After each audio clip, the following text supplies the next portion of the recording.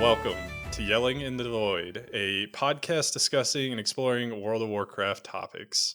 I'm your host, Tevin Crody, joined as always by Scott Daly. Yesterday, Scott gave me enough information to probably be a PhD on the new bear rotation. So, you want to enlighten the audience a little bit and give them a sneak peek, Scott? So I put bear noises in the script here, and then I just realized I don't know how to make bear noises.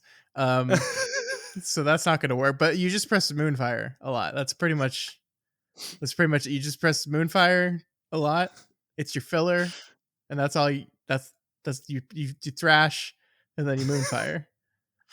Yeah, well, Arcane's not much better, to be honest with you. You just, press Arcane Blast as much as you can, to the point where if you have nothing else to press, it's probably just default to pressing Arcane Blast. So, Look, I think there's nothing wrong with incredibly simple rotations and specs. I'm a big fan of them, and I will be playing Bear for the foreseeable future because I am very good at pressing Moonfire. all right. Well, so I guess to get the news portion of this out of the way, pre-patch is going to be hitting in a week from today, Yeah. on July 23rd. So new talent builds, get those ready, or I guess start playing around with the new talents when they come out. Do know you're not going to have any access to hero talents when they come out, so things are going to feel a little bit odd if you've been playing on beta. Go ahead. Yeah. So I'm like excited for pre-patch. I'm also not excited for pre-patch because like for a lot of the specs, just nothing's changing talent-wise very much. For Mhm. the other ones, the ones that have been changed, those designs have been around the idea that you will also have hero talents to play with. So it's like, I mean, I guess it's kind of like Shadowlands pre-patch into Dragonflight, where we got the new talent system and that was really cool, but we were missing 10 talents still. Yeah, And yeah. so it just felt, and then there was that weird thing where you still got Covenant abilities, but some of them were also talents. So you got them twice. Like I was Mhm. like convoking every 30 seconds or something. It was amazing. Um, but yeah, it's just gonna be it's that weird time in a WoW patch cycle where like there's nothing to do, but you want to play because there's new stuff, but it's not like fully working. It's weird. It's weird.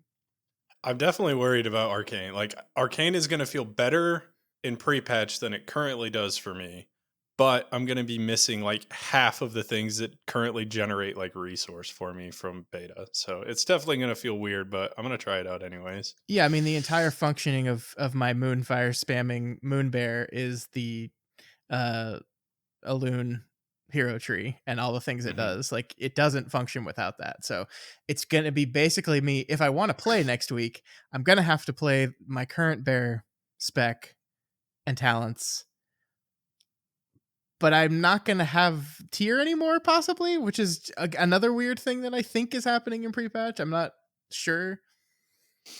Yeah, Mythic Plus, I'm assuming this, but I think the Mythic Plus season will end with pre-patch, Yeah. right? Yeah. But we will still be able to do Mythic Plus dungeons, and tier I think is turning off with pre-patch as well. But again, I'm unsure. I'm really great at this whole knowing what's coming up thing.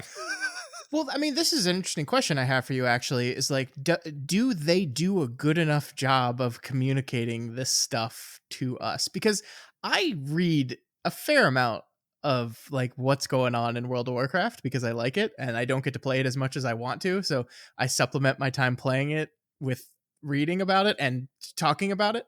Um, Hmm.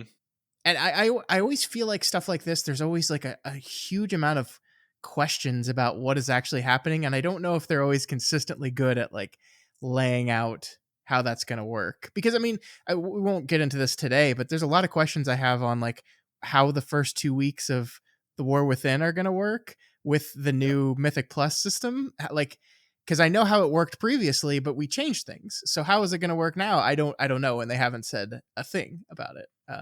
You And just get spammable M0 gear now. but maybe, but I don't know. I don't know. Yeah, I yeah, I think that that's definitely something that we need to take a look at when it comes out, because honestly at this point if they haven't said it already, I don't know if they're going I don't to. think they are. So, I think there was a time during Dragonflight where they got very, very good at communicating. and then they just kind of gave that up. I don't know if it's like they just realized it was taking too much of their day and they just didn't want to do it anymore. Like, do you remember there was a time maybe during season 1 where on like Monday they would have like a post that outlined here's all the stuff that's coming this week. Like you can there's a dev post about this on this day and this day and this day. They like it was called This Week in WoW, and now they've changed This Week in WoW to just be a summary of everything they talked about the past Yep. week. So they just kind of quietly stopped that, and I don't know. I get it. It takes a lot of time, but I think it's interesting that like it's one of those things like we talked about add-ons last week about how they don't have to put stuff into the game because there are people making add-ons that are doing it. And sometimes I think information about like what is happening and what isn't is another thing that they know there are like hundreds of content creators that are going to compile all this stuff and make videos about it. So they're like, we don't need to do that. I'm like, I don't know. Yeah. I think you still do though.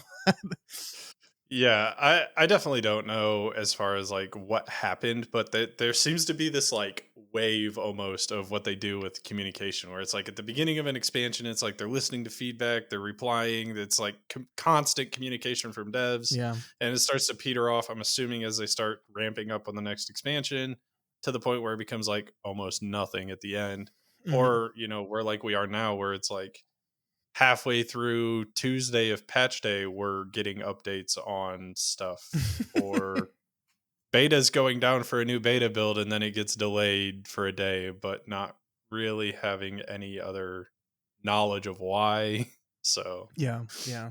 I mean, I guess the ultimate thing is like when stuff is in development, they actually have no obligation to tell us any of it until it's actually live, right? Like, it is nice when they give.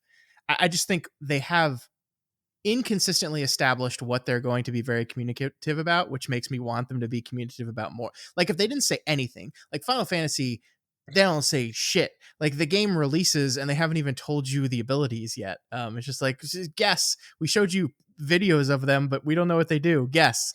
And that's fine because that's the established cadence they have for that. This game has at times been very, very communicative about their design philosophy, what their goals are, what they're working towards, the problems that they admit exist, and they talk about that. And so when they suddenly stop talking about it, it's always like, okay, I guess, sure.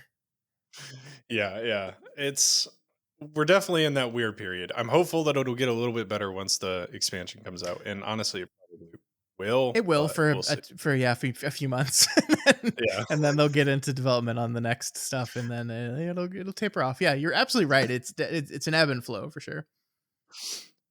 Anyways, for today's topic, we're going to be talking about maybe controversial stuff, if depending on who you ask, but we're talking about a specific dragon spec and the infamous god comp. So I was once an AUG abuser. I turned a little bit less degenerate after Rhett got their rework, and I played Rhett for all of season 3. But I definitely have some feelings about this topic. How about you, Mr. Holy Paladin sidekick? Yeah, I do. I think so. I think the first thing that we have to say is like you and I are not opposed to riding the meta wave. Like clearly, like and I think one things that is good about this game is it is so easy to switch classes, and I like I'm not the type of person that always plays the meta class whatever season, but I also do think it's like fun in a new season to pick up a new class or a class I haven't played as much and just I know that it's good and also sometimes it's refreshing. It refreshes the gameplay loop of World of Warcraft when you're playing it on a new spec and trying to learn a new rotation and new stuff. So I've never minded like switching around, but um but yeah, we have this god comp thing that and you'll have to let me know because again, my WoW history only goes back so far to Shadowlands and then decades before that. Um I don't know if this has been a thing as hardcore as it has been at various points in Dragonflight in that there is just very clearly a comp that is not just meta because there's always a meta comp, but like so meta that it is godly. um Yeah, I mean, That's a good point. So, like, in general, when I think of like a god comp, I don't just think of like, oh, this is the best composition of your group, and therefore this is the god comp. No, when I think of a god comp, I think this is the best composition for your group, and 85% of title holders are playing these Yeah. classes. Like 85 plus percent of title holders are playing these classes. Yeah, to me it moves from this is the comp that everyone's running to do like the top key ever to this is the comp that everyone's running to do the top 1% of keys. That's a huge difference, right? Like Mhm. it's if you need the god comp to do a 32, you can't do it without a 32. That's one thing. But if you need the god comp starting at a 27, that's something very very very different, and it Yeah. feels like that's where we're at again here in season 4. And then of course I think season 2 infamously, um which no accident that that's when augmentation evoker was introduced. I definitely think so. Multiple things, and we're going to talk about some of these later. I definitely think AUG has made this worse Mhm, because mhm. AUG is just like it's going to be in every comp as long as it's good, and if it isn't good, it's not. It's going to be non-existent, Yeah. right? So, like, I think AUG is number one. And number two, to answer your initial question, there were definitely comps that people played, but I don't think that they were quite as egregious as what was starting in season 2 of Dragonflight. I'm sure there's definitely cases, and somebody else can correct me if I'm wrong here, because I didn't really keep up with like super duper high end Mythic Plus until around the time that you and I started playing in Shadowlands. Mhm. I did Mythic Plus more out of just like have fun, let's see what we can do, and didn't Sure. really watch too much content about it at that point. But I definitely think thinking back to like BFA, like they instituted in the MDI, for example, you can't class stack or I guess spec stack. I don't remember. I think it's spec. It might be class. But, anyways, because one MDI, everybody just brought a billion unholy DKs. And now you're just, the entire broadcast is the same tank and healer, unholy DKs, and like a rogue. Yeah. So I Yeah, I mean, definitely think it's a problem. I guess I agree. It is a problem. We watched TGP this past weekend, and that had the same comp across every single team for every single key. I didn't see any team that at any point in the weekend ran anything other than Vengeance Demon Hunter, Resto Druid, Shadow Priest, Fire Mage. Well, okay, and Augmentation Evoker. The only difference was the mage sometimes ran Frost, sometimes ran Fire based on the keys, but still a mage, right? Um, Yeah. so that's the comp as it is right now. It's different than when it was in season 2, with of course, as you said, the one carryover, not the only carryover, one of the big carryover is Augmentation Evoker. And honestly, like the reason why this comp is so good is because of the synergies between mostly Fire Mage, Shadow Priest, and Og.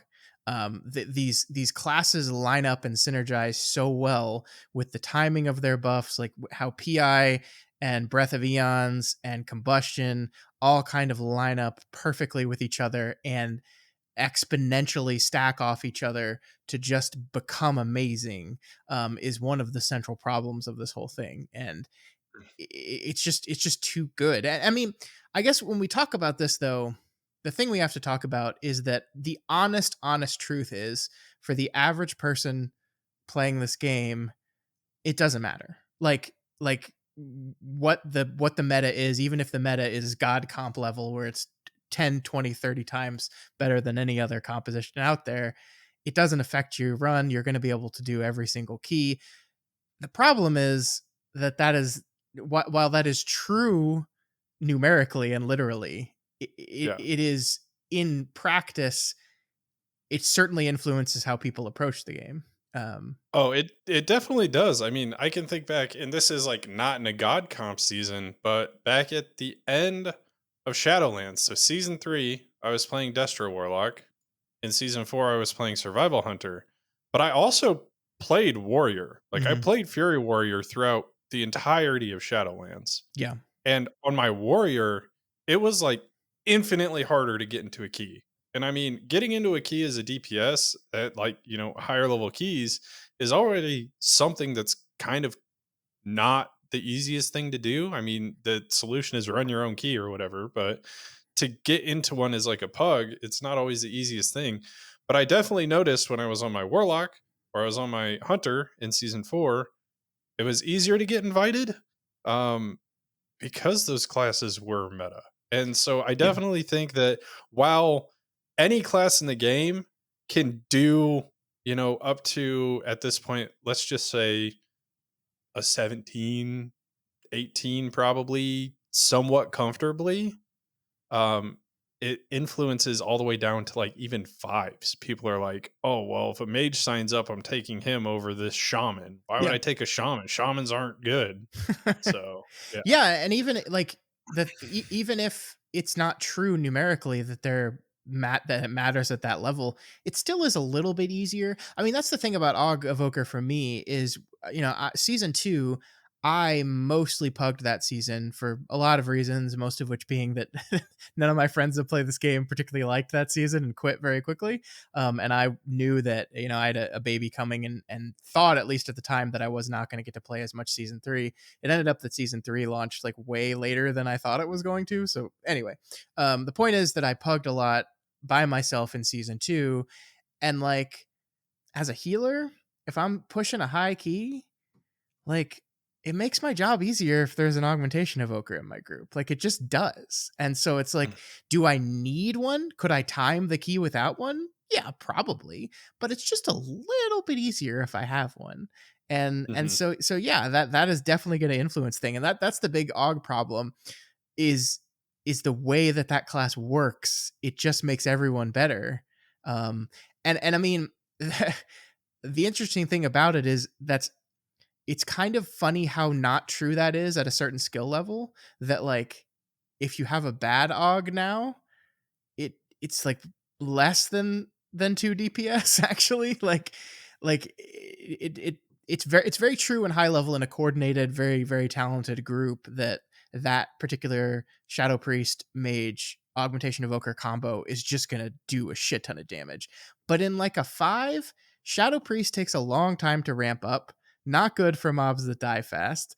Augmentation Evoker, if not played well, if not timed well, is gonna do shitty. Like it, and kind of Mage needs some ramp too as well. It's like it doesn't work as well, but it's the perception, right? And so people are gonna invite it. Yeah, I mean this is an interesting problem. It sure is, because I played Resto Druid in season 4 of Shadowlands, and that was not meta, but it was fine. But I definitely like pugging was a challenge because everyone was taking a priest. It was holy priest everything in season 4. So um, it's tough because there's always going to be a meta. There's like nothing we can do to break that. It's there's always going to be one class that's just better than another class. That's how it works. But God Comp is not that. God Comp is this thing is so much better. So much better. Yeah. I want to kind of split this up into the God comp from season 2 Mhm. and then the God comp from season, I'm just going to say 3 and 4. I mean, it was Yeah. essentially the same between seasons 3. Yeah. So, season 2, we had Guardian Druid, we had Holy Paladin, and then the same DPS lineup that we have now Yeah. in Fire Mage, or I guess we'll just say Mage in general at this point, Shadow Priest, Augmentation Evoker. So in season 2, I think that what really got this comp to where it was is Bear's inability to die Yeah. on top of augmentation having been fresh released and being very powerful in its survivability. As far as aug in season 2 goes as well, in my opinion it was a lot more approachable for anybody new, because you had so the main ability, or one of the main abilities for aug, is prescience, which is just your general buff.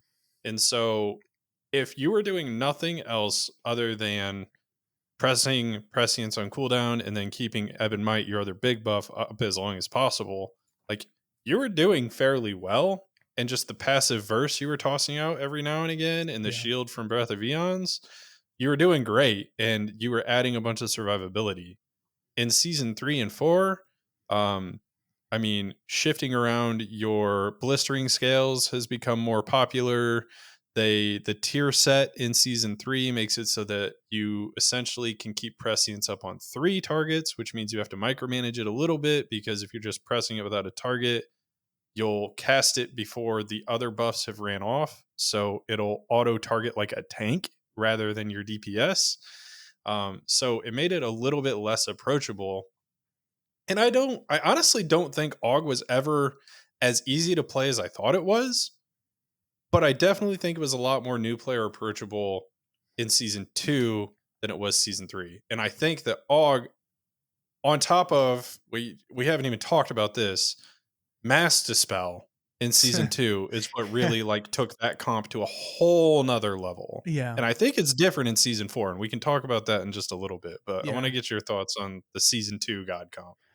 Yeah, I think you're absolutely right. Like the dungeons were awful, and Mass Dispel made them slightly less awful, and it was just incredibly powerful. And it's like I'm not against that as utility in and of itself. I actually think the way they dealt with it was by nerfing the spell, which and I wish what they would do is just change the dungeon a little bit, like I would much rather like the spell be good and like, 'cause it's fun to have fun utility in fun situations. Like that's a good thing. And to fix the problem by just nerfing the utility doesn't address the core of the problem, which is that sometimes these dungeons are designed to be so freaking punishing that you have to have certain things. By the way, I'm hearing this is true with the War Within as well, and I'm a little concerned about season one. Because it seems like there's a lot of curses, and it's going to be curse dispel mandatory, which is one of my least favorite things as playing a healer and rotating amongst the different healers. Is like, oh, this key is really easy on a druid, and I switch to another class without a curse dispel, and I'm like, oh shit, it was easy because of that, and now it's really really hard, and that feels stupid to me. But anyway, yeah, I mean, I think Bear being at the place where it was, where it just literally other tanks could not do the pulls it was doing in the key levels it was doing. It's just like it was that much better that it could just do pulls that no other tank could do. Feels bad. I think Holy Paladin is interesting in this comp, is that it just kind of slotted in there because it was really powerful. Like it's not it's just really powerful, and was just has the paladin utility. So like I don't think of Holy Paladin as like a core requirement of the God comp. It just like with everything else, it made sense to fill that spot with a Paladin. And the reason why it's a Druid now is because we lost the bear tank portion of that, and so you needed something to cover Mark of the Wild. Um, And damage, baby. yeah, and damage. You're right. Yeah, and as someone who played Holy Paladin right as the patch came out when it was the most broken, it certainly was. Like the amount of damage you could put off and the amount of healing, it was insane. I also like I mourn my poor Holy Paladin because it was a lot of fun too. And it wasn't just fun because you were overpowered. I mean, that is always a little fun, but I thought the rework of the spec was just like really fun and exciting, and you always felt like you had a button for every situation, and it just felt very flexible and could respond immediately, and I was really enjoying it. And then they just nerfed it into the ground, and it's awful to play now. I think it's fixed in the War Within. We'll see. But yeah, I mean, I think ultimately, like I liked being in groups with this comp. Like even though the highest I was doing in that season, since I was just pugging, was like 22s, 23s. Like I wasn't getting that high. Um, but like it did feel substantially easier on me, a healer, every time we had this particular comp, because we could do things that no one else could do. And so like it is not entirely correct of me to say this is only a problem at the very very high level, because it's not. I think it's with stuff like this, it trickles down and it feels different and it influences how you play, mentally, but also just literally, because yeah, I had to adjust how I healed the key if I didn't have an augmentation evoker in my key.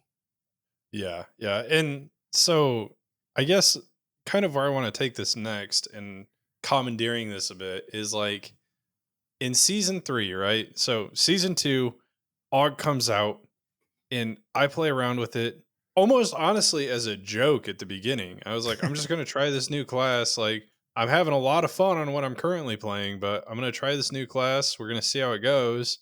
I was loving Ret Paladin, because just like with Holy, like I don't know what it is at Blizzard, but in Dragonflight, when they did a rework, like they killed it. And honestly, I don't know if there is a better example of like just a class that feels like infinitely better than Ret Paladin. Like Ret Paladin went from being something that I despised to something that I immediately fell in love with after the Mhm. rework.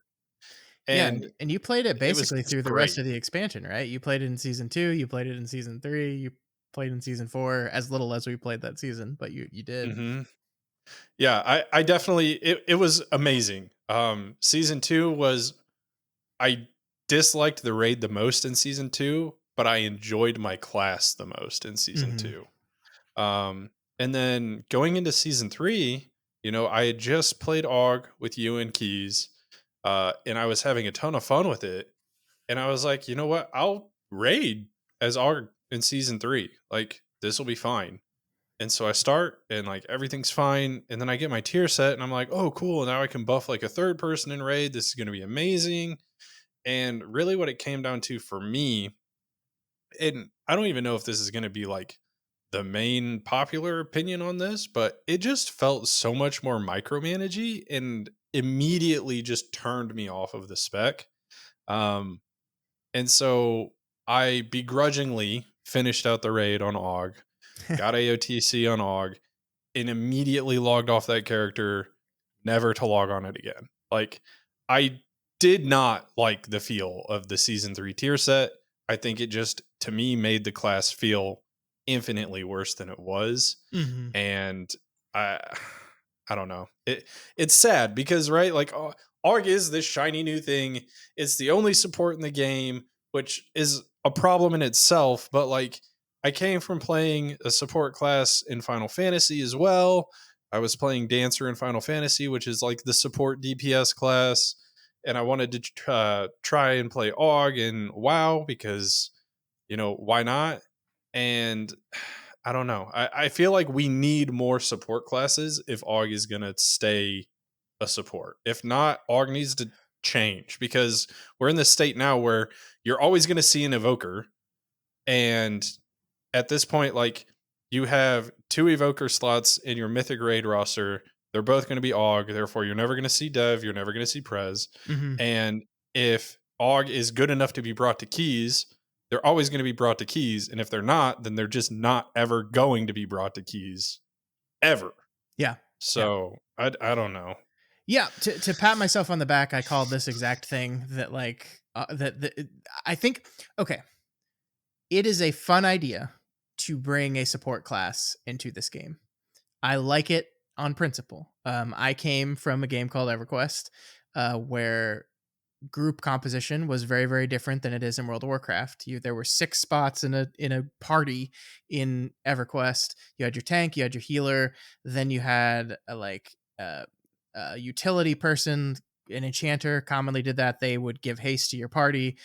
They would slow the enemy, and they had a thing called mesmerize, which was basically the CC of EverQuest. It was like a long duration stun that they could do.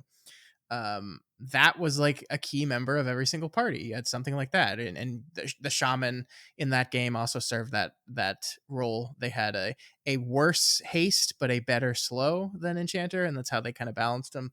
But that was like a game that was kind of built around parties having various roles, and that utility role was part of it. That support role was part of it. This game is 20 years old and was not built with that paradigm in mind. It was built with tank, healer, 3 DPS. That's what it's built with. That's what it's always been. And to try to upend that paradigm 20 years in is a noble goal. I thought it was a cool idea, but in the back of my mind, I was like, the problem here is if it's good, it is mandatory. And if it's bad, it might as well be deleted. And there's no middle Mhm. ground here. There's just no middle ground. And one of the other problems, by the way, was what you kind of said about how it was kind of easy to play in the first season, in the first implementation of it. And that, in my mind, was the other problem, was that if they have to make it good enough that a not as skilled player can succeed with it. And if they do that, it's a type of class where a min max player will be able to exploit the shit out of it and make it one of the most powerful things ever, which is kind of exactly what happened. Um, and I just don't know. I don't know if this game can support something like this without like a complete rework in how groups are composed and how things are designed. Like I just, when you have three spots that are DPS spots, but then one of them can sometimes be a support spot and sometimes not be a support spot, you're always going to be competing between how much damage can this provide to the group while also giving this utility that a bunch of other classes already bring utility. That's, that's why Paladin is so good in keys. That's why priests, with PI and with mass dispel and all these things was so important in keys. It just doesn't seem like the paradigm has room for something like this without pushing it to one extreme or the other. Um, Yeah. so I think you're right that it's really weird that we experimented with this in the middle of an expansion, and then in the next expansion just kind of said, okay, it's gonna be that again. It was just that. I so my question to you is AUG healthy for the current game? No. Yeah, I You mean, don't like, I, again, it's a cool idea. I ultimately think the game is worse with Augmentation Evoker in it than otherwise. Um, I agree. The main reason being listening to how Max explained how they have to detail out with a spreadsheet the usage of like prescience in their race to world first stuff.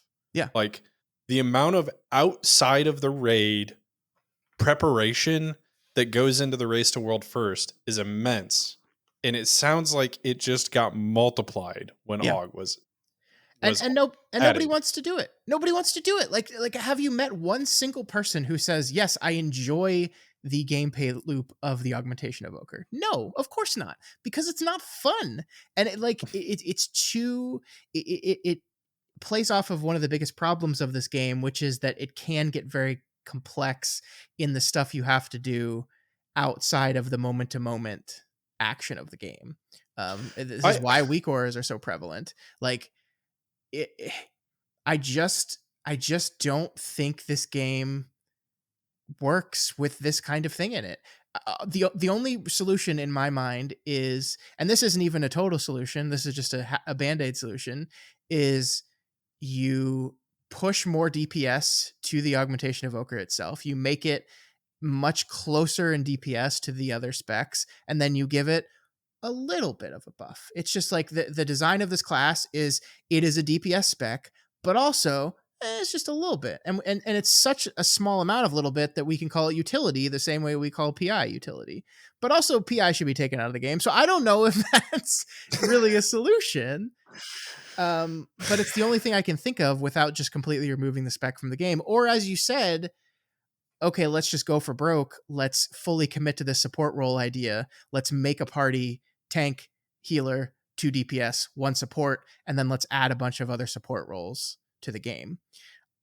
I think it's really interesting that Blizzard has chosen to not do either of those things, to not either roll back augmentation, either like at a from the bottom redesign, or fully commit to the idea by rolling out other specs that do the same thing. They've not done either of them, and I think we're honestly just, I'm gearing up that Augmentation Evoker is going to be meta in the first season of the War Within. Like I haven't seen anything in, and I don't follow the class that closely, but in everything that I've read or heard other people talk about, there's nothing that leads me to believe that it's going to change. Um, and I yeah, think it yeah. might literally be also Shadow Priest and Mage again. Like I think it could just be that. It might, the Mage spec might change. Like Arcane seems to be performing very well right now, but I think it's gonna be those three again. I'm scared because Mage is performing so well. Like, Mage is insane right now, and the problem is if they nerf their damage, that's fine. I don't want them to change how it feels to play. Personally, I am in love with how it feels to play Arcane Mage right Hmm. now. So I agree with you. I think it will be Mage again. Honestly, the problem is Mage has 3 DPS specs, and it seems like Blizzard likes to give mages a lot more love than they like to give their other 3 DPS specs classes. Shamans.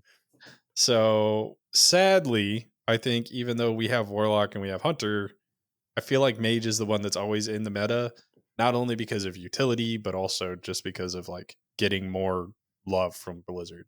Yeah. Anyways, to rewind a little bit, I do want to take one thing that you said and kind of analyze it a bit. So I think that playing AUG correctly, 100% optimally, is no fun. I think playing AUG in a base where you're not doing all of this like move your blistering scales to this person because they're gonna die, rescue this person now, do this and this and this and all of this other stuff that just makes it extremely complicated. I think at its core it's good. It's fun to do. But when you have to do it at like a super high level and actually optimally play it, it loses a lot of its appeal to me and it just becomes annoying.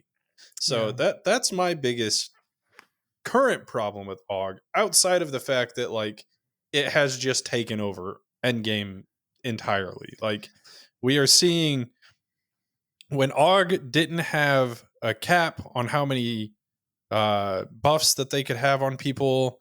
We just saw AUG stacked groups at the end of season 2, just like destroying things with like a fire mage or a Yeah. DK. And then they put the cap on it. And so now you only want 2 in your raid. And we haven't seen a single raid where they're not taking 2 AUGs to every single boss in that raid yet. I don't see that changing. And ever since AUG has been added to the game, they have been one of the go-to end game Mythic Plus classes, even though, and I don't even know if we've talked about this. You mentioned it a little bit, where like a bad AUG is bad, but AUG in itself is a DPS loss Yeah. and a fairly substantial one in Mythic Plus at the end game. Yeah. But the amount of survivability it gives you is just like it takes you from like having to use 3 tools to not get one shot on something to now you're just surviving because the AUG's in your group. Yeah, I mean, this is, nothing exists in a vacuum, right? These problems are not independent of other problems that stack upon themselves, and one of the reasons why AUG is so good is because something we talked about a couple weeks ago, in that timing a key is time wise a lot easier in these latest seasons than surviving the key. And so, yeah, when you don't need to maximize your DPS to the top end in order to complete the key on time, when it becomes just about surviving the mechanics, suddenly a character that is a slight DPS loss but brings that survivability is suddenly so much better. And I Mhm. like I don't mind that in principle. Like, I don't mind the idea of sacrificing a little bit of your DPS for added utility. Like you talked about Final Fantasy has designed kind of utility tax on some of their characters, like Dancer. Dancer brings very good party buffs. Dancer does not do the top end DPS. That's the price you pay for that. And I don't mind that in principle. I think the problem is Og is like so good at it. Like I said, like healing with an augmentation evoker feels substantially different. It feels easier. You can tell. It's like, oh, I'm used to that. I'm used to watching this much health go down on that ability, and it's like half of it. It just feels different, and it makes it easier. And like, why would I not make it easier on myself? Yeah, yeah. So now let's wheel in the other problem class that we currently have for season 3 and season 4. And we have AUG still in the picture. We have Mage and Priest still in the picture. But now we introduce the new and improved and broken as all hell Vengeance Demon Hunter with double sigils. Uh, Welcome to season 3.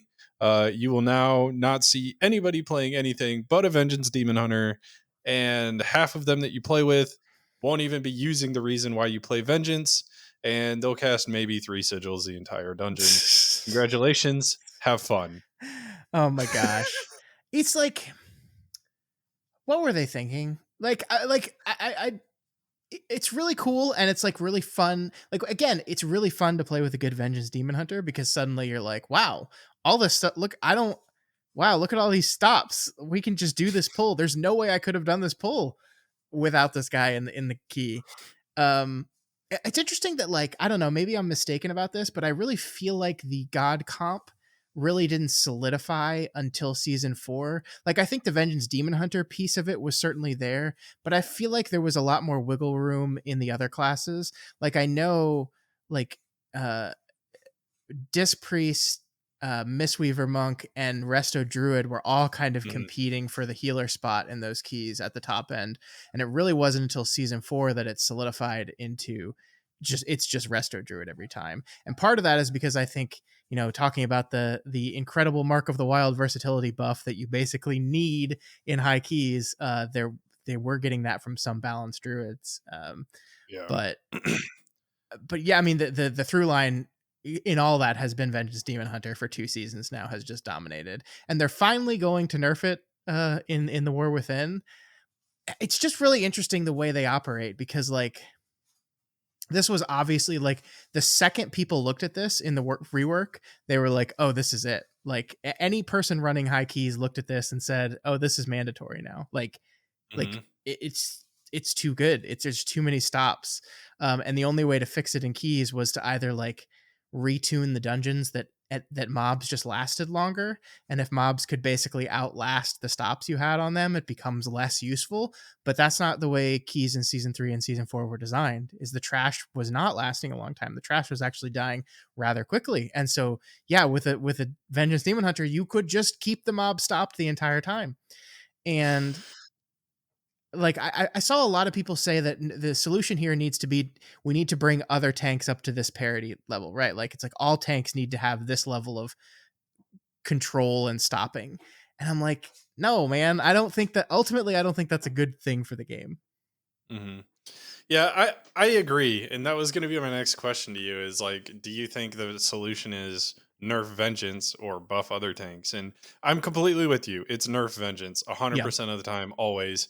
I think that if you are required to have this much um, group utility on one character just to succeed in dungeons, we need to be revisiting the dungeons. Yeah. Like, I mean, even in the War Within on beta right now, dungeons are hitting very hard. There's a lot to do, a lot of things to stop, infinite casts, things that just recast if you don't kick it.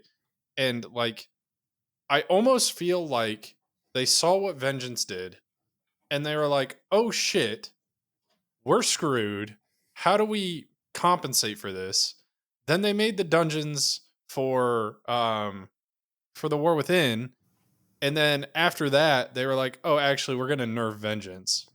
And so we're in this weird Yeah. state where it almost feels like there is more shit that has to be stopped with less stops in the War Within. Yeah, well, and their new change about, a stop is not treated like an interrupt, where if you stop it, it doesn't put the thing on cooldown, it just immediately recasts. We saw that. We were playing on beta yesterday and we saw that. I would like in cap roar and then it would just start casting again and I would panic. And I mean, I think you're right that the interesting thing about it is it does feel like the solution here is that you can stop less, but if the casts get off, it's not as deadly, right? Because you can't Mhm, stop it. It doesn't feel like that's the case, though. It feels like exactly what you said that, like, these things need to be stopped. These casts need to be stopped because they're hurting so bad, but we don't have the utility for it. And that just ends up feeling like stressful and defeating. Like, I guess my question to you is fundamentally, do you think that the gameplay of revolving around effective CC stun interrupt rotations is fun and rewarding. Because I bet Uh, some people do. for me personally, in group content, like coordinating group stops, no, I don't like that at all. Mm-mm. I want what I would like is we go back to how things kind of were before, where it's like you can differentiate a good player from a great player. Like you're playing with a paladin, right? They're kicking everything, but there's this cast that's about to go off. And instead of just letting it go off, he hodges it. And now you're like, okay, that guy actually knows what's going on. Yeah. You know, that that's a good player. And then now we're into this like situation where it almost feels like even your mediocre players, um, and not even saying mediocre, even to do like a five, which like at this point for you and I is fairly straightforward and easy, but for the majority of the player base, like that might be where they top out. Yeah. Like, why are we requiring people who aren't playing the game at this high end, like needing to pay attention to everything level? Why are we requiring them to also have this same sort of like awareness? It's Yeah. almost exacerbating like the weak aura issue, right? Yeah. Like Yeah. you have something yelling at you all the time to just tell you to do something because there's just way too much shit to pay attention to. Yeah, I mean, it's like this is the type of thing where you can kind of see the incremental steps that got us to where we are, right? Like what you said, the idea of kicks and interrupts and stuns being a avenue of skill expression, being a way to show that you have mastered the game on a higher level than the average player is good. I think that's good. And it's just you kind of take that idea and you carry it forward over the course of 10 years, 15 years, and it becomes something that just like the players like it, the players like that, the devs react to the players liking it and say, oh, we can put more of that. And then you add it to this infinitely scaling content, and you, of course, are inevitably going to get to a level where if that cast gets off, a person dies because that's how infinitely scaling content works. And then you get to kind of where we are right now, which is we've just kind of continued to snowball with okay, you want to show that you're better, you want it to be harder, well, more kicks, more stops, more things, and then we're going to give you more of them too, right? That the Dragonflight gave the talent trees gave you access to so many more stops and things than you ever had before. Like every healer, with the exception of priest, can now have a kick. Every healer can also have some sort of stun or daze or whatever, and so now everyone has them. And so if we have these and we're not giving things for them to be used on, it's wasted utility, and it's just like Mhm. it just keeps going and going and going and going.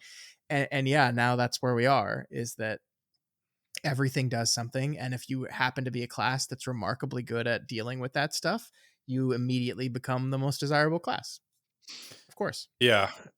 I just don't think that it's necessarily good for the game. That's the major thing for me. Yeah.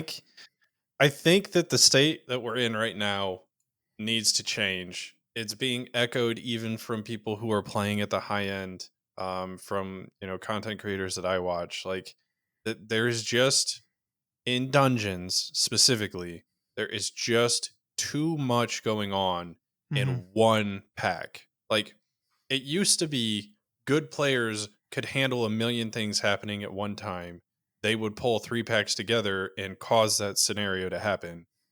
Now it's to the point where like there is so much shit going on in one pack that even the good players are struggling to just like they're putting their rogue who has to kick like three things, keep three things interrupted, but that's still not enough. And it's just like, man, what the hell is going on? Yeah. Like this is you shouldn't have one pack that requires all five players to stop two mobs each. Like there's just too much shit. Yeah, and it's the game, without like plater type nameplate add-ons, the game is not very very good at telegraphing, like in a clean easy way, what needs to be stopped, what is kickable, what is interruptible. Like I know the game has solutions for this, but they're just no one at no one at high end game play uses the base nameplates. Like, and they would all kind of universally agree they're terrible. And I don't think the solution is, oh, we'll just make the base nameplates better. It's like, no, no, the solution is we need to calm down on some of this shit. Yeah. And like, I love a challenge, right? I'm not saying this because I want to just be able to pull 5 packs and just be a tank and spank, and all I have to do is worry about my mitigation, or all I have to do is pay attention to the tank's health. Like, I don't want to go back to that. I just want it to be that the main gameplay element of high end Mythic Plus is stuns and interrupts. That's it. Like, that's how you do it. You get good at those, and you can get into high keys. Hmm. Or you get a team that can communicate. Like I mean, this is the problem with pugging, is like it requires so much coordination to do the like it's hard to do in a team of 5 people on Discord. It's hard to do because there's a million things going on, and making sure you don't overlap these things is hard. In a group of 5 random people, fuck off. Like, it's just not going to Yeah. happen. And like, that's a problem. That's what keeping people out of participating in this stuff. Cause yeah, we did a two last night. I pulled 3 packs together at the start of the dungeon. There were like 12 casts going on in there. I incapped roared. I interrupted one. I'm out of stuff. And then we all die. It's like, what? Eh, That's a 2. I definitely think so. I, the other part of this is Blizzard's new philosophy of like these infinitely stacking debuffs that they're putting in packs. What do you think about that? So like there's, one mob who's casting an infinitely stacking debuff on you that's causing things to get worse and worse and worse and worse and worse. And they put one of these mobs in like 3 packs that you could in theory pull all together, but since that mob's there, you can't do that because now you have 3 things all casting this, and all 3 of those need to die before this debuff runs off. Yeah. Uh, I don't love that as trying to stop people from pulling more in your dungeon Yeah. as like a general blanket solution. If that's in a dungeon or 2 here or there, I think it's fine. But if that's just the blanket solution, I don't love it. But Yeah. yeah, So my theory on this is that Blizzard hates pulling a lot. They do not like it. They tried to implement this thing in Shadowlands that was kind of target capping everyone's AoE, and people got really, really mad about that for understandable reasons, because everyone likes pulling a lot. It's fun to pull a lot. And so we're in this constant battle between the players that want to do this and Blizzard that doesn't want them to do this. And the way they've decided to handle this is, instead of just target capping your AoE, they're just going to punish you very, very severely by trying to pull more than a couple packs at a time. That's their solution. And I don't understand why. Like, I get I get on a certain level, they've like designed the cadence of the dungeon to not be, okay, we're going to run in this big room and pull everything in the room. Like, that's not what the design of this big room is. That I want you to like struggle with like pulling packs in an organized manner, so that you're not pulling them all at once, that you're like you're like needing to break different sections of the room first. Like, I get that that's a design and they want to force you into that, but I mean, it just seems that you design any kind of system with a timer on it, like, people are going to want to pull as big as they possibly can. And yeah, they seem to really not like that. And I don't know. I think that's ultimately like what all these things are, is like, fine, you want to pull big? Fine. We're going to put every single mob in this pack is going to do something. Every single one. Yeah. And screw you, screw you, screw you. it's like, I mean, this is the perfect example of this is what they did to the defender mobs in Mist of Tyrscythe. This is a mob that, what it did in Shadowlands, it did one thing. It would start doing this flurry of blows thing in front of it, and all you had to do was make sure that you were not, if you're a DPS or a healer, make sure you're not in front of it, and the tank, you just sidestep it, and that's all you had to do. And they looked at that in the War Within, and they said, no, no, no, no, no. That's not enough. We're gonna get rid of that. It's gonna have a giant fucking swirly. It's like a huge swirly. It's also gonna charge a random person and put a bleed on them, and it's going to do a big, huge magic dot on the tank, so you have to deal with that. This is one mob now that had one ability taken away and four abilities added. Oh yeah, the other one is it's going to buff all the mobs around it and make them harder to kill. That's the fourth one. So yeah, we took away one kind of annoying ability to deal with, and we added four abilities to this mob, and then we're going to pepper them in all these packs. So like, remember in Mists during the MDI when they would like use hunter pets to like pull past the maze and get like a bunch of these things rounded up? You're not going to do that anymore. It's too, like it's there's too fucking much in those packs now, and with those guys buffing, and I'm assuming that those guys buffs will stack. So if you have like three of them in a group, it's gonna stack. It's just like this is what they want. This is what they want. They want you to take that thing by itself or with the two mobs that are standing next to it, and that is it. They do not want you pulling that into anything else.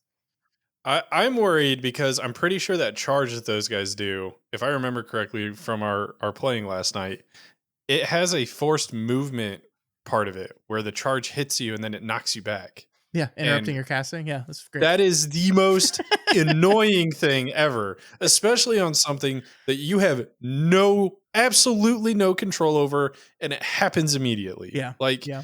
it's man, I if it Here's was a like knockback that I could avoid or a knockback I knew was coming, sure. But the fact that it is I'm picking somebody at random, oh, it happens to be the mage, it happens to be the one person in your group or the shadow priest, right?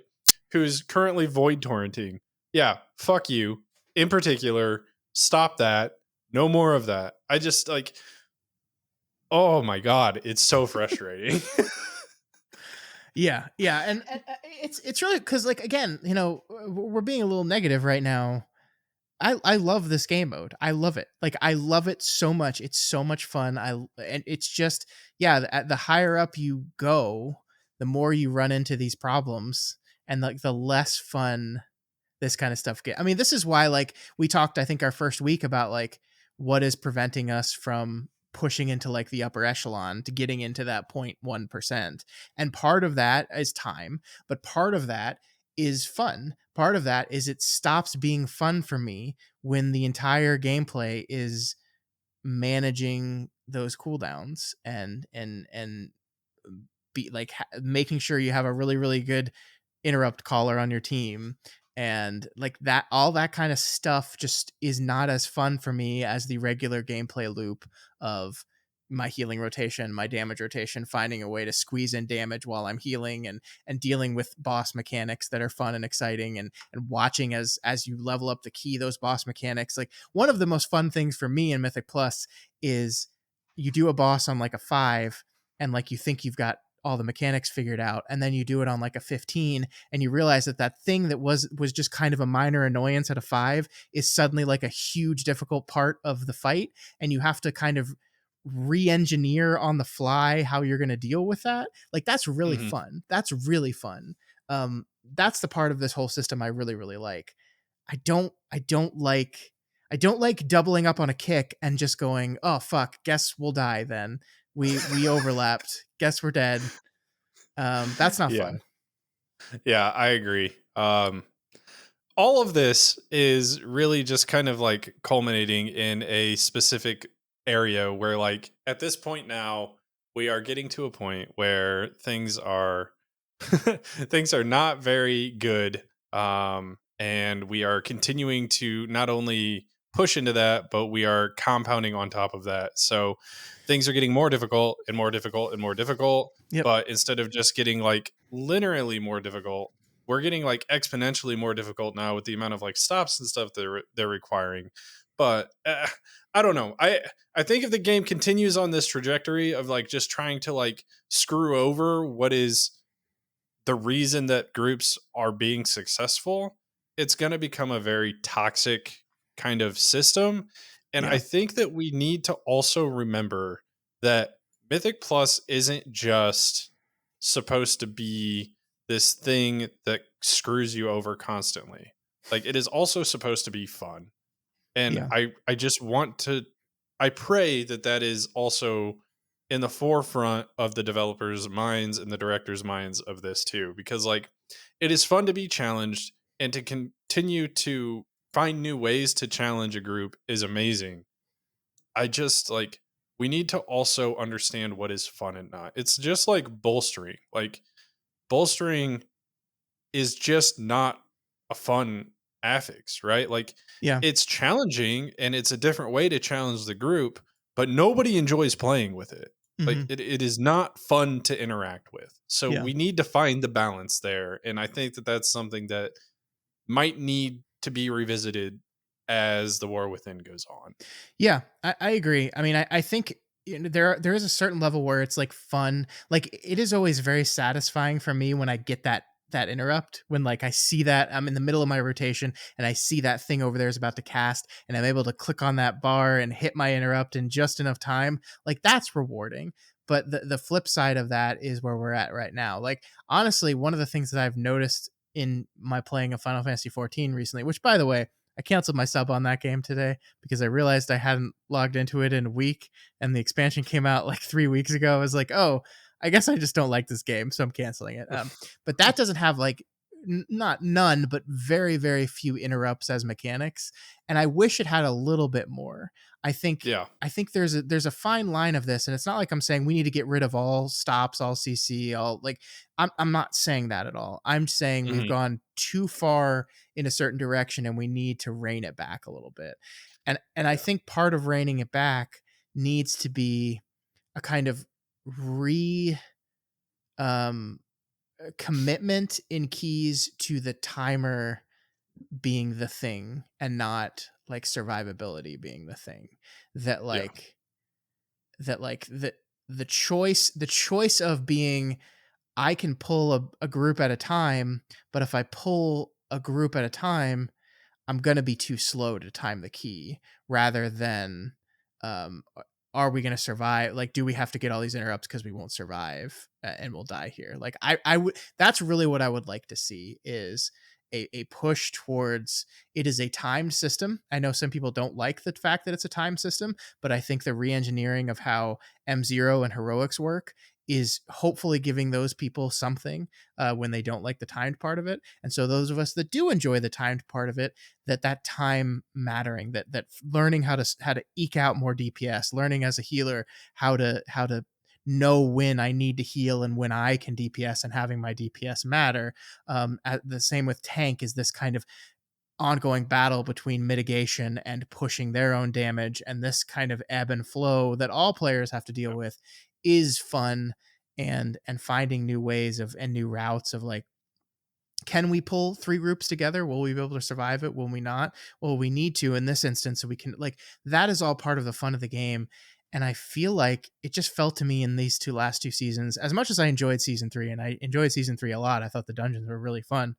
Um, I just feel like making the timers not as hardcore means it's easier to time keys on the lower levels, which cool, I guess. But it ultimately is not the most satisfying gameplay to me. Yeah. Yeah. I think that the timer needs to be the main goal here. Like if we're talking about you do a perfect dungeon and you pull one pack at a time and you're timing it with, a +2 versus you do a perfect dungeon pulling one pack at a time and you're 5 minutes over. Like I think that that needs to be reintroduced. Yeah. Um and and I don't know how they really want to solve that. Currently, it doesn't seem like they are addressing that directly. It seems like they're targeting a little bit with this like minus 15 seconds when you die. But at the end of the day, like there's so many defensives in the game right now that like it's just going to be a defensive game again and a survivability game again. Yeah. And I don't know. I think the way that they're going to have to attack this is not only are they going to have to make it so that we're really focusing on the timer again, but they're also going to have to start removing some of these defensive tools from classes. And I don't see that happening in the War Within because hero talents just added more defensives to a lot of classes. Yeah, I think like the augmentation evoker and kind of their decision to not really move in one direction or another on this.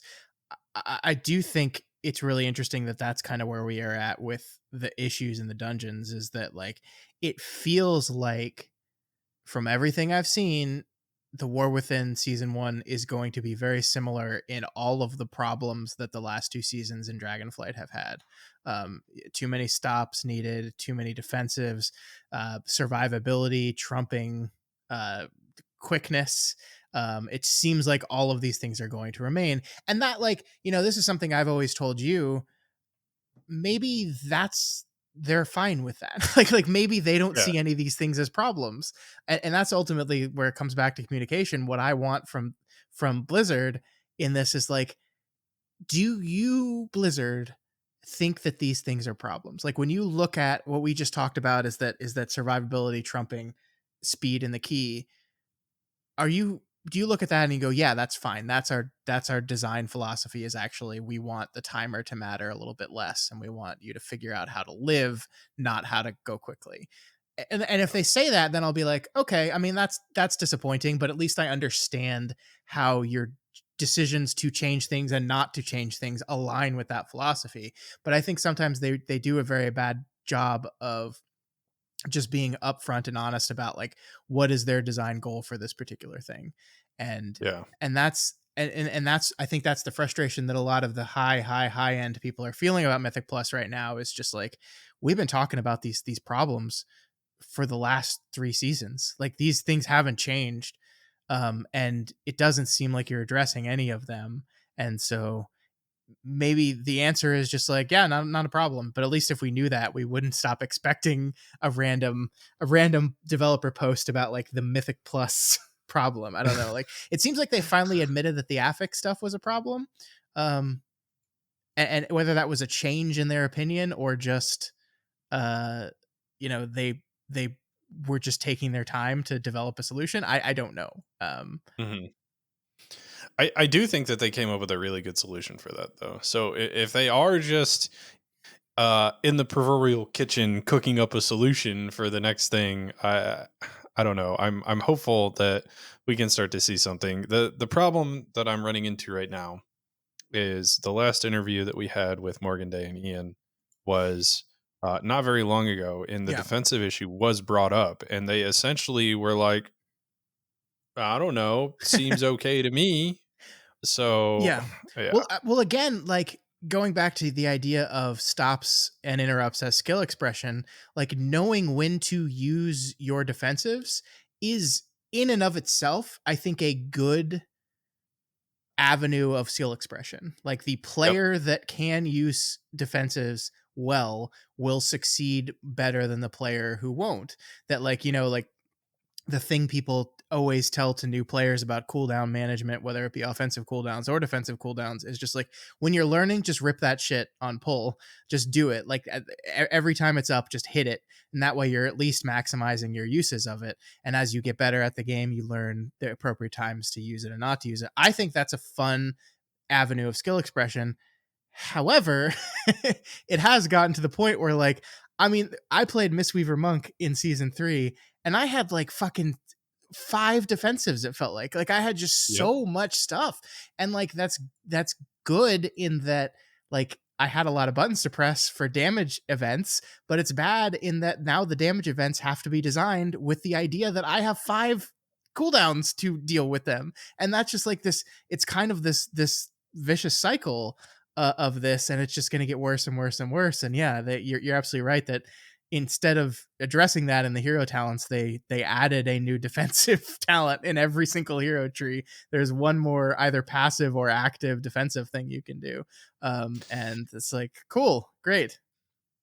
Well, it's every priest's favorite pastime to not spend one but three globals trying to make sure that they don't die to every mechanic, and it's every druid's favorite pastime to press bear form before Yeah. everything that they're doing to make sure that they don't die to mechanics. Yeah, and this is a great point, because this is the other problem of this design philosophy, is that suddenly class parity becomes even more difficult. Like it's already hard enough to balance these classes on just offensive output, because there's so many different avenues to get that output, but suddenly you start adding defensives as a key moment thing of this game, and you have classes like balance that are just so squishy that, like, even if they had equal output as a mage can live situations that they can't, or at least can continue to put offensive output where a druid has to go into bear form, completely halting all of their damage in order to do that.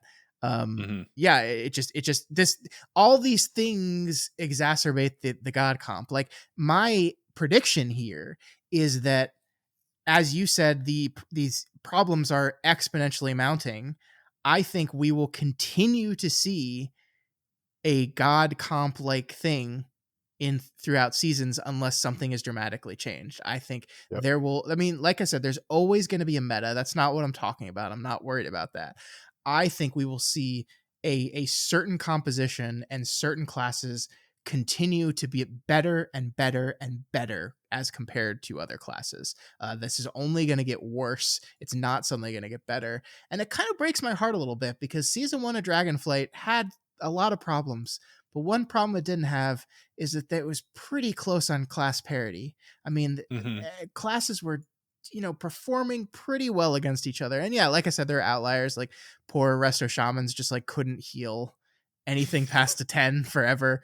Um, but other, like, with the exception of those outliers, you look at like what the title composition was, and it was very diverse. It was very different. And then we kind of tossed all that aside, and I think every problem that we've talked about in these 3 episodes of the podcast all rolls up into this one problem, and the answer is the god comp. And Yeah. ultimately ultimately I think that kind of sucks, whether it's not even for the reasons we talked about this week with like making pugging harder. Just like, it just kind of sucks. It's less fun. Like, like watching the TGP. One of the coolest things I think about watching the best players in the world compete against each other in this game is like finding the cool ways in which they strategize, and like the crazy ideas they come up with to do these things. And when you have 5 classes that are just so good, those are the only ones you can run. It does cut a lot of that strategy out of the game. Yeah. Like, the pool of strats you can pull from in these high end competitions shrinks when your tools are only the tools of these 5 classes. And that's kind of what I felt watching the TGP this weekend.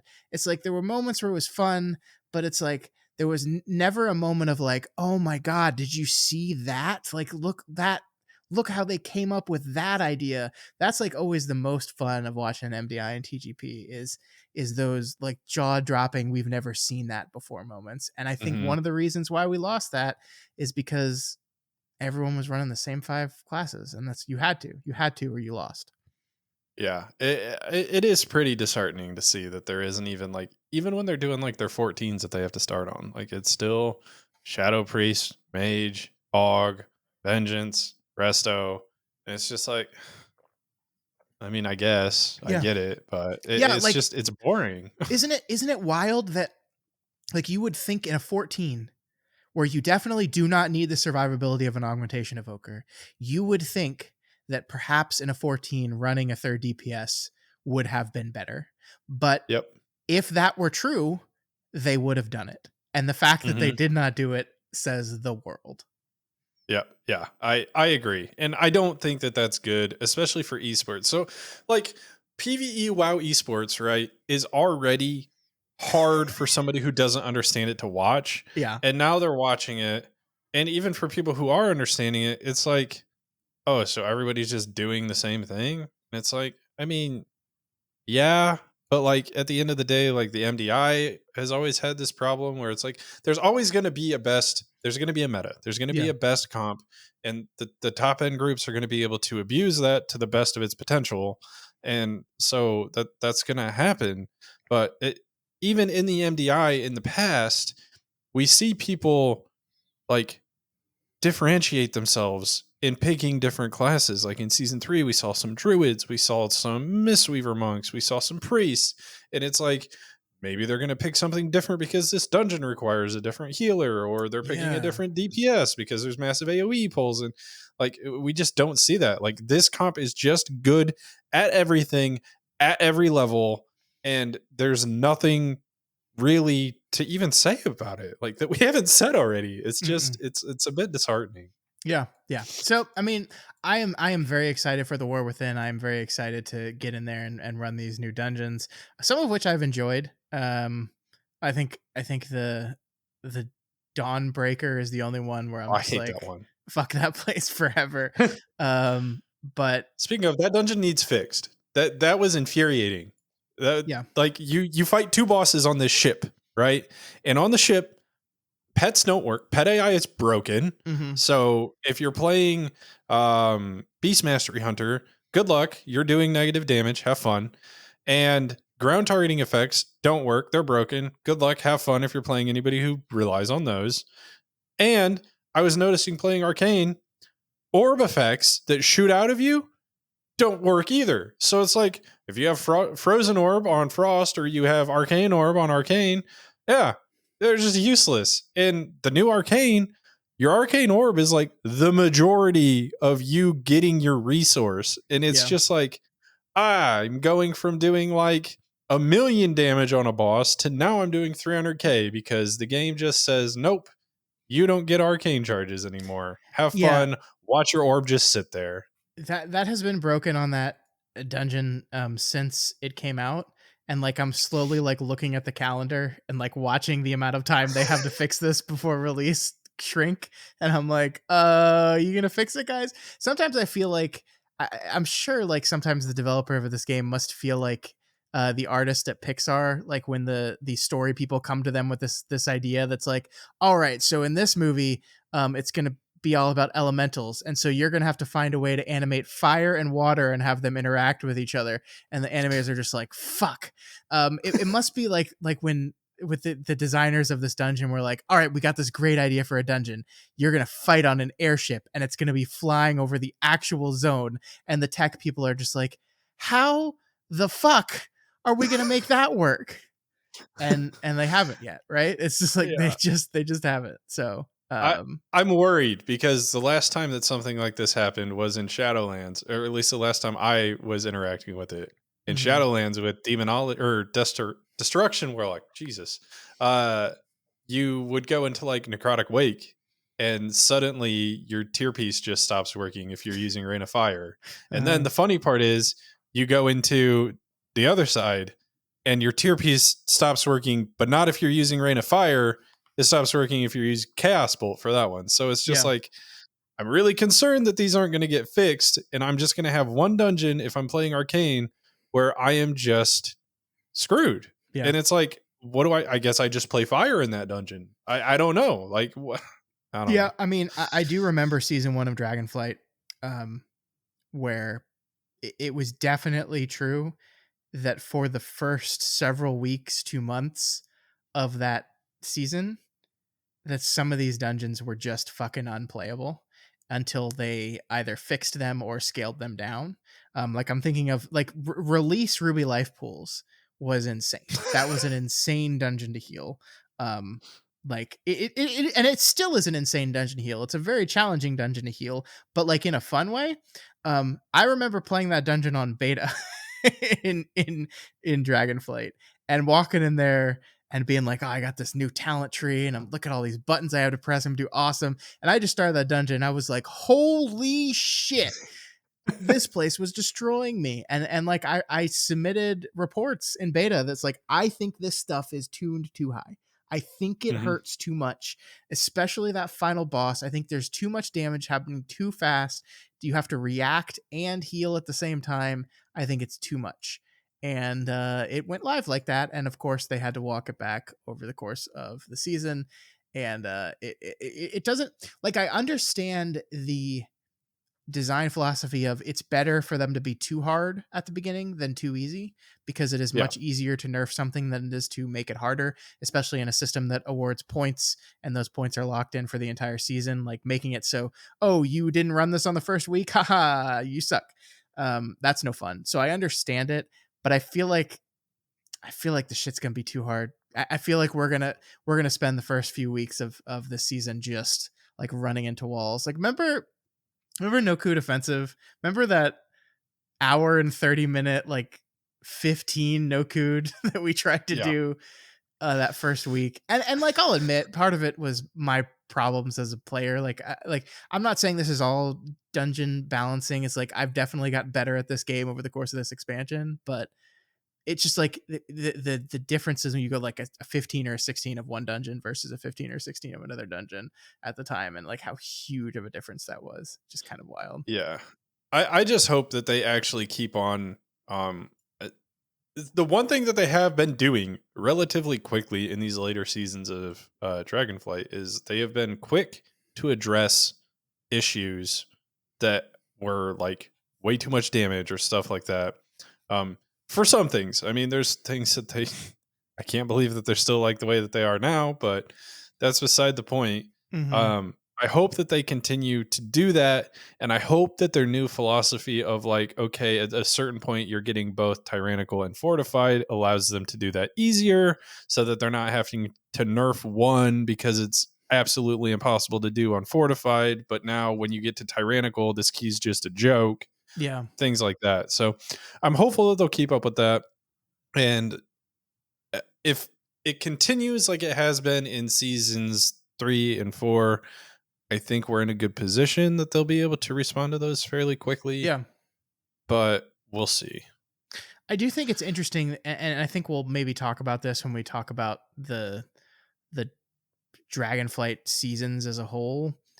I do think it's interesting with this new rotating dungeon thing that they've made, is that the strength or failure of a season in the middle of an expansion is so dependent on the dungeon lineup, like so dependent on the lineup. Like you look at comparing season over season in this expansion versus comparing season over season in every other expansion prior to this one. It's other things. It's the raid, it's balancing amongst classes. And this, it's like, why did season 2 suck so much? Why did so few people play season 2? Because the dungeons were ass. Nobody liked the Yeah. dungeons. And it's like that's a new issue, right? That we've never really had to face before. So it's cool. Like I want to talk to you about this rotating dungeon philosophy and the successes and failures of it in a future episode. But like it just strikes me talking about this whole thing of like it's just there's now another variable in the success or Yeah. failure of a season. So the last thing that I kind of want to ask you is going back to our discussion about esports. This isn't God comp related, so just a heads up on that. Okay. But we had the first event where teams are required to stream. But required to stream meant that somebody on their team is streaming with no audio and half of their screen blocked out. Yeah. I don't think that that was good. I think that if the intent is for people to be able to watch the individual teams, there needs to be more rules against shit like that. And I get why teams are doing it because you don't want to give any other team an upper hand or let them know what you're doing, whatever.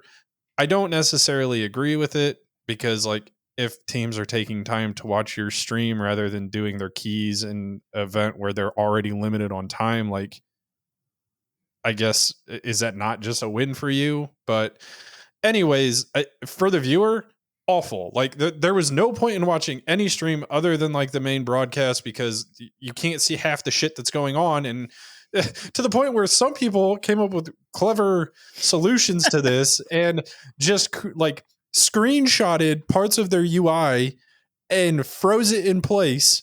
So like it looked like their actual UI, but none of it was accurate. And it's just like, I don't know, man. Yeah. I hated it so much. What were your thoughts on this? It was bad. It was bad. I think going forward, they will definitely put more strict rules into what you can and can't cover. Like, I think you're always going to want to cover chat because you can't Yeah. rely on what's being said in chat and you don't want to broadcast that. But yeah, obviously, in my mind, the intent was things like cooldowns and like all that stuff would be visible. Like everything you could see while watching a streamer just normally playing on a normal day should be visible when you're watching a streamer. And I almost think comms should be available too. Like I think this should just be a requirement of competing, is that you, like, if you're gonna play in an official Blizzard tournament, like you're gonna have to share comms. And like you said, if other groups are gonna try to take advantage of that, Well, I mean, that's their choice, right? Like the same thing exists in Race to World First now, right? Like they everyone streams now and they do comms, and it's like you either use that and take advantage of it or you don't. And that's just a sacrifice we've made to make the viewing experience better. And I think we should Yeah. just do the same thing. We should just do the same thing because I agree with you. Okay, I love Mythic Plus and I love these tournaments. I think they're really cool. I think TGP is a better format than MDI, but I think TGP is also completely miserable to watch. Like Yeah. I wish, and I don't know the solution here, but like I think here's my analogy is like TGP to me is like regular season baseball and basketball in that I don't watch it, but I'm still like really interested in the stats and how everyone's doing.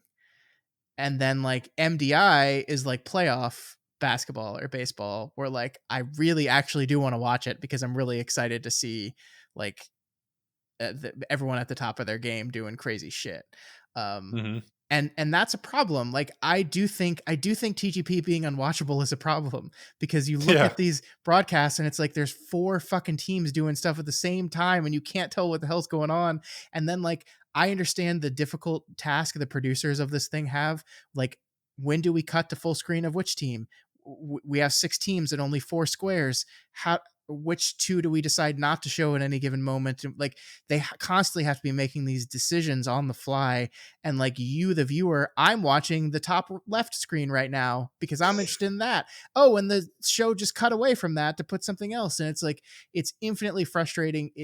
The screen's too small even on my big monitor to like fucking tell what's going on. So yeah, I mean Hmm. like I would love to just have the team that I'm following stream up on like one computer and like following them, and then like have the official stream on like my other monitor to just see like the stats and what the relative score. I mean, that's kind of how I do Race to World First, by the way, is like I am when Liquid is going, I am watching the Mac stream for like the comms and the strategizing and just the interactions there, while at the same time having the Liquid like mainstream up because that is showing like the pull attempts and Yep. like the furthest the best attempt type stuff. That's showing all that data, and I like having that data at the same time. And I mean, I think that's what they're trying to move towards with the TGP. Obviously they failed miserably these past 2 weeks. It did not work at all, and as you said, was completely useless. It's like they might as well just not had that streaming requirement because it did nothing.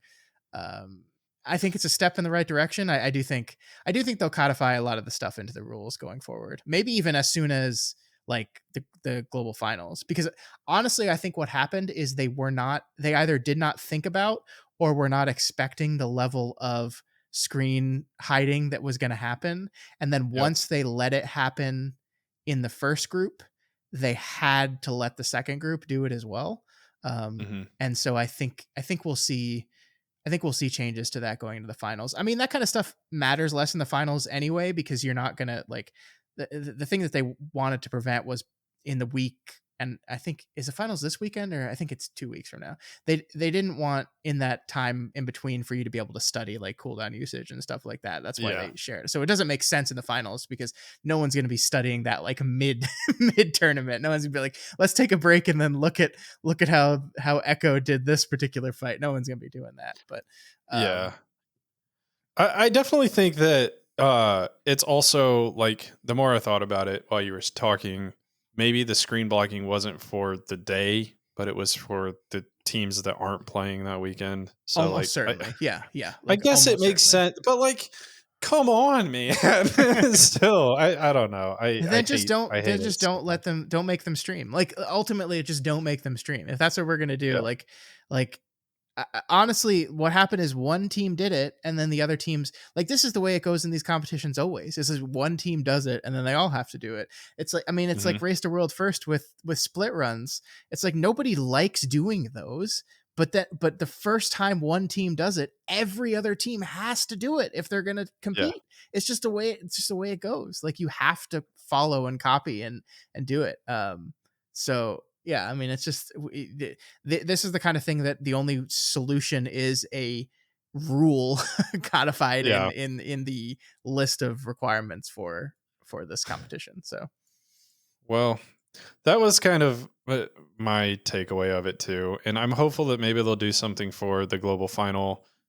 It sounds like even what was done was kind of like borderline on the edge of the rules yeah, already, yeah, anyways. yeah, So maybe they'll be addressing it sooner. I don't know.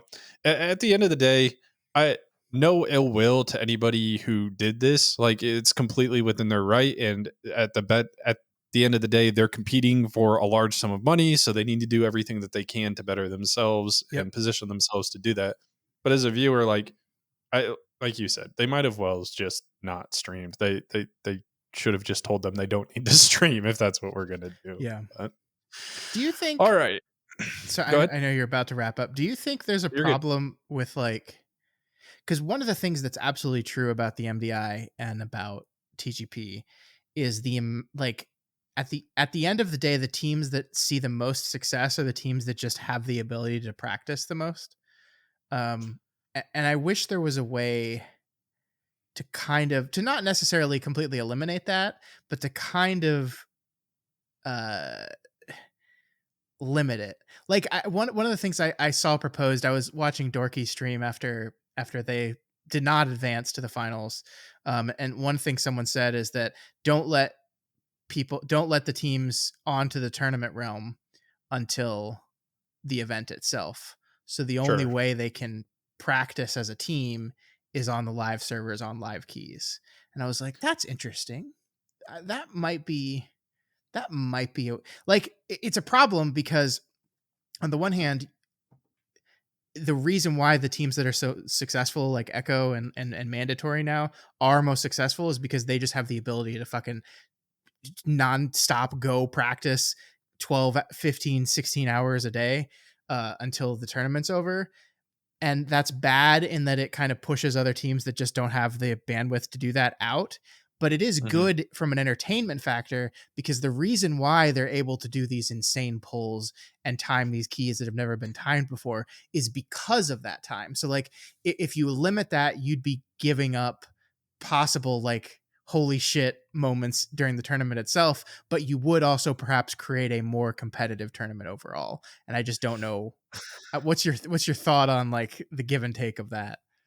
Yeah, I've seen a lot of interesting ideas floating around this. So like I when it comes to MDI and TGP, I hate Echo because they win all the time. I Uh-huh. don't Yeah. hate Echo because I dislike the team. Like it's just I want somebody else to win. And it Yeah. isn't like I it sucks because like I like the people on Echo and it's amazing what they can do and I don't want to take anything away from them, but I want to see somebody else win. That's why Yeah. when Mandatory won this last MDI, I was like, thank fucking God. Like it has been like years of Echo is the only one winning this shit. Yeah. So I think it's unhealthy in the fact that it's just coming down to like a funding and a time thing because if every team had access to the same thing, I think we'd see a lot more innovation and we'd see like we wouldn't just see people copying the Echo strat. We would see people coming up with their own strat.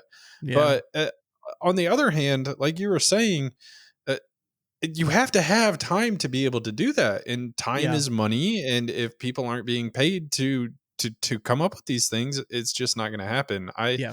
I'm 100% in the same camp as you though. Like I I dislike the fact that it is, it's boiled down to we know who the top like two or three teams are going to be, and it's going to be those two or three teams every time.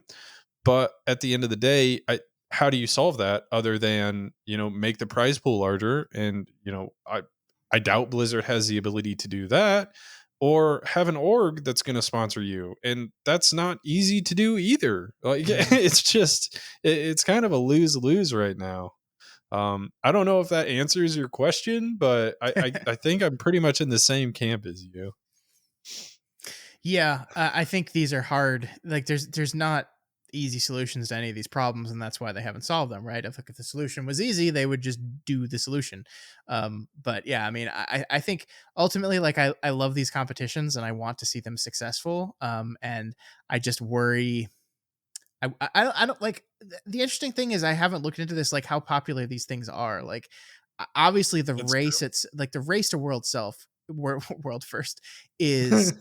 like probably one of the most popular WoW things that exists, right? Like even people that have quit playing the game a long time ago, hello me, that's how I stumbled upon WoW again. Like check this thing out and tune in because it's really interesting. And like Blizzard would love to have other events in their game at that level of popularity, and they're trying. They're Yeah. continually trying. That's why they host these events. That's why they spend this money. Um, and I want to see it successful. And Yeah. I think there's ways to do that, and I hope they continue to look out those ways and try new things and tinker. I think the well, I don't want to. We need to. There's so many more things I could talk about TGP, but let's save that for another day. All right. Well, we can go ahead and wrap up. So I'm pretty sure that's all we had and some more for this week. Yeah.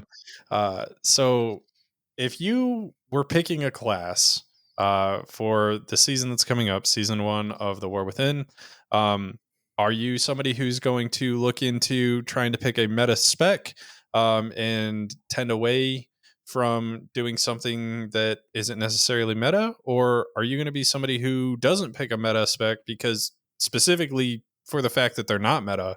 That's the question for this week. And why would you do that? One way or the other. Well, I like it. I I like just it. the main thing here is like there are two mentalities of people that I know specifically being like, okay, I'm just going to do what's best, always do what's best. And, I kind of fall into that camp more. But I also have friends who like specifically will not play what's best because just like, why would I do that? I want to be my own self and not just follow the pack. So that's the question for the week. And why do you make your decision? So contact us over at yellingintothevoidwow@gmail.com. YouTube's at yelling into the void wow, and Twitter is at into the void wow. And if you are not already subscribed to this podcast, oh gosh, you got to do it. Just subscribe, hit those buttons. You can find us on iTunes, Spotify, YouTube, and pretty much anywhere else podcasts can be found. We're ramping up. It's going to be an exciting time over the next few weeks. So make sure you subscribe because you don't want to miss it as we move into pre-patch and everything that happens after that. And that brings us over to Apple Podcasts, reviewing us on Apple Podcasts, leaving comments on YouTube videos, reviewing, or I guess liking the YouTube videos. All of that is going to help us get more exposure and introduce this to new people and allow us to ultimately continue what we're doing here. So please, if you enjoy what we're doing, support us in those ways as well. Greatly appreciate it. But until next time, we'll just be over here yelling into the void.